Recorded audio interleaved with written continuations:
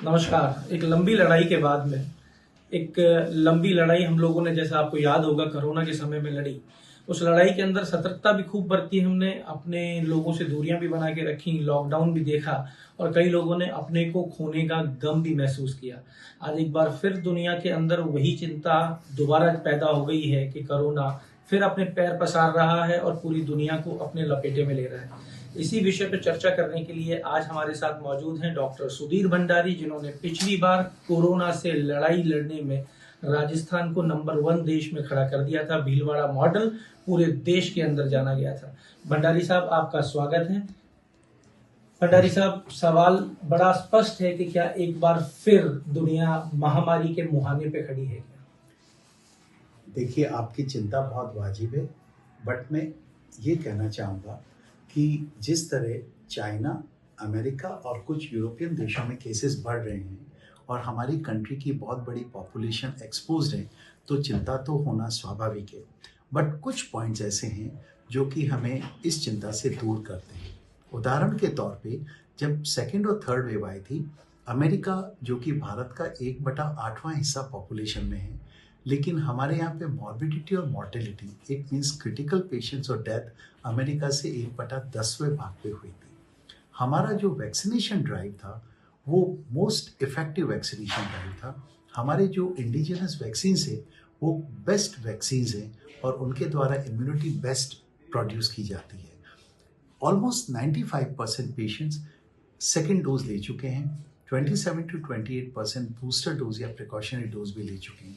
तो because of the wonderful vaccination status, आपने देखा होगा कि जब ओमिक्रॉन थर्ड वेव में आया था उस समय भी वैक्सीनेटेड लोगों को कोविड हुआ जरूर था, बट क्रिटिकल डिजीज या वेंटिलेटर की आवश्यकता नहीं पड़ी थी। तो पूरे विश्व में बढ़ते हुए केसेस को देखते हुए हमें चिंता होना वाजिब है, बट हमारा इम्यून स्टेटस बहुत अच्छा है। हमारे बूस्टर डोज 28% को लग चुकी है। अतः अगर हम वापस सक्सेसफुल वैक्सीनेशन के ड्राइव के द्वारा बची हुई सारी पॉपुलेशन को हम वैक्सीनेट कर दें तो हम लोग काफ़ी सिक्योर फील करेंगे। एक सेकंड अच्छी बात यह है कि रिसेंटली सिडको ने नेजल वैक्सीन, जो कि इंडिजिनस वैक्सीन है, को अप्रूव किया है। ये 18 साल से ऊपर बच्चे को दिया जा सकता है। तो इस वैक्सीन को हम एज ए बूस्टर या प्रिकॉशनरी डोज भी यूज़ कर सकते हैं, जिससे हमारी इम्यूनिटी बहुत डेवलप हो जाएगी। थर्डली, अगर हमारी अच्छी इम्यूनिटी के साथ साथ हम कोविड अप्रोप्रिएट बिहेवियर, जो कि हमने बहुत ही आत्मीयता से सेकेंड और थर्ड वेव में पालन किया था, अगर इसको हम अडॉप्ट कर लें तो हम काफ़ी सेफ कंट्री हो जाएंगे। अभी हाल ही में जब से कोविड के रिस्ट्रिक्शंस हटे हैं, लिबरल नेशनल और इंटरनेशनल ट्रैवल शुरू हो गया है। नेचुरली जब भी कंटेमिनेटेड कंट्री से कोई ट्रैवलर आता है तो अपने साथ वो इन्फेक्शन कैरी कर सकता है। ऐसी स्थिति में I have a feeling that भले ही हमारा वैक्सीन लग चुका हो, हमें थोड़ा Covid appropriate behaviour, specially mask तो कंजेस्टेड और पब्लिक प्लेसेस में यूज़ करना चाहिए। इन सारी स्थिति को अगर हम एनालाइज करें, मैं आपको कल का फिगर बताता हूँ। 28 दिसंबर को अमेरिका में 60,000 पॉजिटिव पेशेंट आए थे। यूरोप में एवरेज 30 से 40,000 पेशेंट प्रतिदिन कुछ कंट्रीज में आए थे। जापान के अंदर 25,000 पेशेंट आए थे और भारत में कल 181 केसेस थे। It shows that our immune status is much better and we are in a more secured position. Secure position में डॉक्टर साहब, आपने बताया कि वैक्सीन भी लग चुके हैं, लेकिन अब वैक्सीन को लगे हुए बहुत लंबा समय निकल चुका है। हाँ, आप बिल्कुल सही कह रहे हैं, लेकिन अभी भी हमारी इनेट इम्यूनिटी है। अभी हम सीरो सर्विलेंस और भी करा रहे हैं, पहले भी करा चुके थे। एक टाइम आ गया है जब सीनियर सिटीजन और इम्यूनो कॉम्प्रोमाइज सिटीजन को कुछ कंट्रीज जैसे अमेरिका, इजराइल में, जहाँ पे second booster dose officially recommend हो गई है, शायद आई एम श्योर हमारी कंट्री में भी ऐसा होगा जरूर। सेकेंडली, नेजल वैक्सीन आने से हम लोग भी सबको booster dose may be first और सेकेंड अगर हम लगाएंगे तो इम्यूनिटी बढ़ जाएगी। तो मतलब बूस्टर सेकेंड डोज आने के चांसेस देश के अंदर भी हैं? अभी सारे लिटरेचर में और कुछ अन्य देशों में एल्डरली, सीनियर सिटीजन और इम्यूनो कॉम्प्रोमाइज में तो रिकमेंडेशन आ गई है। मैं सोचता हूँ अगले कुछ दिनों के अंदर साइंटिफिक डेटा अपनी रिकमेंडेशन दे देगा, तो वो भी एक बहुत अच्छा पॉइंट हो जाएगा। डॉक्टर साहब, बच्चों के लिए भी एक सवाल है, क्योंकि बच्चों को जो वैक्सीन लगा था उसको भी लगे हुए लगभग 12 महीने से ऊपर का समय हो गया, तो क्या बच्चों के लिए भी कोई बूस्टर आने की एक चीज मैं बताऊं, बच्चे बहुत ही सेंसिटिव बट बहुत ही इफेक्टिव बच्चे होते हैं। बच्चों में आपने देखा होगा वैक्सीन शुरू होने के पहले ही 85% भारतीय बच्चों में कोविड एंटीबॉडीज डेवलप हो गई थी because of atmospheric and because of in contact with the Covid patient. Hence भले ही बच्चों में 1 साल हो गया हो but because of inherent activity of virus and innate immunity बच्चों में काफ़ी अच्छी मात्रा में कोविड एंटीबॉडीज है जो कि वैक्सीनेशन के पहले भी थी।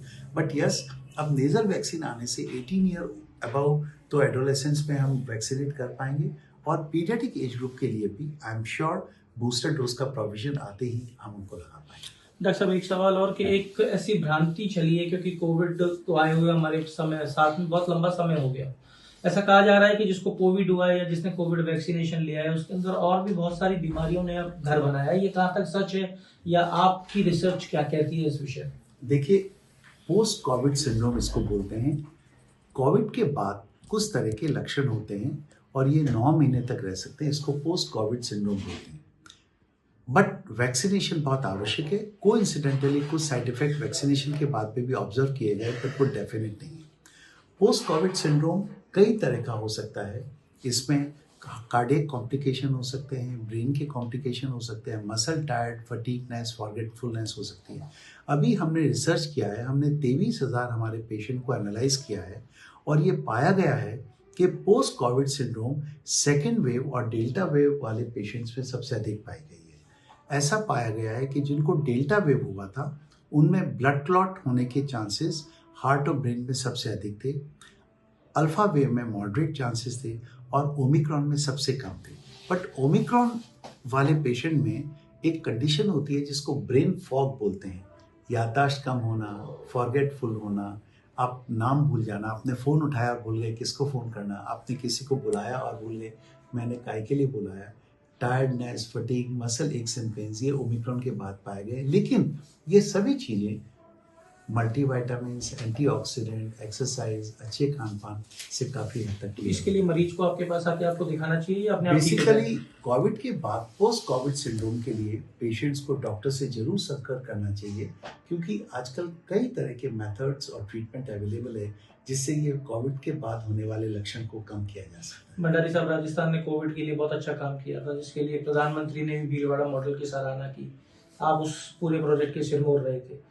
मुख्यमंत्री बार बार कह रहे हैं कि राजस्थान तैयार है, क्या तैयारी है राजस्थान की? देखिए, सबसे पहले तो मैं हृदय से माननीय मुख्यमंत्री अशोक गहलोत साहब का आभार व्यक्त करना चाहूँगा कि उन्होंने जिस तरह कोविड को मॉनिटर किया, सैकड़ों वर्चुअल मीटिंग्स ली, वर्ल्ड क्लास इंफ्रास्ट्रक्चर राजस्थान की छोटे से छोटी जगह से लेके बड़ी इंस्टीट्यूशंस में डेवलप किया है।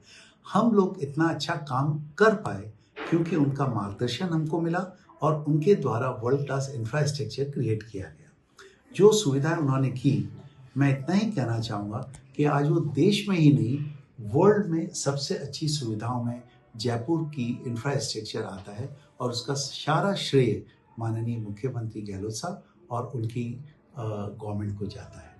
हम लोग का इंफ्रास्ट्रक्चर इतना सुदृढ़ है कि sensitize doctor for Covid care, sensitize nursing staff for Covid care, Covid OPDs, Covid medications, critical patient के लिए ICU care, semi ICU care, availability of oxygen concentrators, availability of ventilators, availability of दूसरे nebulizers, ये पर्याप्त मात्रा में functional state में हमारे यहाँ है। तो अगर हम लाखों पेशेंट कोविड की पेंडेमिक के समय हैंडल कर पाए जबकि वैक्सीनेशन नहीं हुआ था, तो आपको डेफिनेटली अगर पेशेंट्स आते भी हैं तो उससे अधिक तो हो नहीं सकते because of the good vaccination programme. तो अगर हम मास मूवमेंट को हैंडल कर पाए तो आप अगर एक्सीडेंटली केसेस आते भी हैं और अभी आ भी रहे हैं जो इम्यूनो कॉम्प्रोमाइज है, but we have such a confidence to handle it, such a wonderful infrastructure to handle it, such a availability of oxygen plants to handle it. I think there is a sense of pride. हमारे जो भी मित्रगण पूरे देश या विदेशों में हैं, जब हम राजस्थान का इंफ्रास्ट्रक्चर उनसे शेयर करते हैं तो एक ही ओपिनियन मिलता है कि आपके पास best in the world preparedness है। तो अगर आप राजस्थान के रहने वाले हैं तो एक चीज तो डॉक्टर भंडारी ने आपको एश्योर कर दी कि राजस्थान के अंदर जो इंफ्रास्ट्रक्चर है वो वर्ल्ड क्लास का है। पर मैं आपसे इतना ही कहूंगा कि बीमारी किसी भी स्तर की हो, और शायद डॉक्टर साहब भी मेरी बात से इत्तेफाक रखेंगे कि बीमारी किसी भी स्तर की ऊपर बीमारी है और बीमारी खतरनाक ही होती है, तो जितना हो सके बीमारी से अपना बचाव करें, डॉक्टर्स की सलाह माने, और हल्का सा भी अगर आपको महसूस हो कि आप कहीं ना कहीं बीमारी की दिशा में बढ़ रहे हैं तो तुरंत अपने डॉक्टर से संपर्क करें, क्योंकि आपका जो शरीर है वो एक्सपेरिमेंट करने के लिए नहीं बना है, आपका शरीर जीने के लिए बना है। एक्सपेरिमेंट करने का काम हम अपने डॉक्टर्स पे छोड़ दें तो ज्यादा बढ़िया होगा। भंडारी साहब का धन्यवाद, और इस उम्मीद के साथ कि इस बार कोरोना हमको उतना नहीं सताएगा, मैं आशीष कुलश्रेष्ठ संवाद के लिए जयपुर से। डाउनलोड करें अमर उजाला ऐप और पाएं खबरें लगातार। अगर आप ये वीडियो YouTube पर देख रहे हैं तो हमारे चैनल को सब्सक्राइब करें और बेल आइकन को दबाना ना भूलें। अगर आप Facebook पर ये वीडियो देख रहे हैं तो हमारे पेज को लाइक करें।